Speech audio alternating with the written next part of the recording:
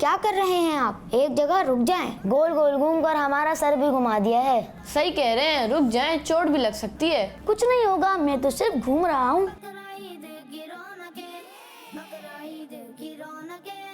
ओहो, देखा ना, आपको चोट लग गई। उफ, मैं गिर गया और चोट लग गई। अरे अरे, मैंने आपको मना भी किया था ना, देखा चोट लग गई। मेरा पाँव बहुत दर्द कर रहा है। खैर है, कुछ ही दिनों में सही हो जाएगा। हाँ, मगर फिर दोबारा पहले की तरह नहीं करना।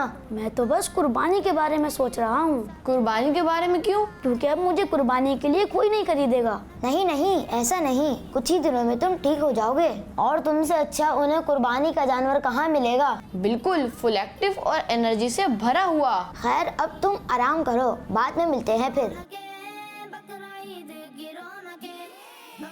देखा, कहा था ना, कुछ ही दिनों में सही हो जाएगा। और एक खुशखबरी की बात यह है कि तुम्हें कुर्बानी के लिए खरीद लिया गया है। सच्ची? अल्लाह पाक का शुक्र है। चलो, अब तुम्हारे जाने का टाइम आ गया है। चलो फिर मैं चलता हूँ। अल्लाह पाक का शुक्र है कि मुझे आप जैसे दोस्त मिले। अच्छे दोस्त बड़ी नेमत हैं, उनकी कदर करनी चाहिए। बकरा ईद है, बकरा ईद है, बकरा ईद की रौनकें, बकरा ईद की रौनकें। बच्चों का मदनी चैनल।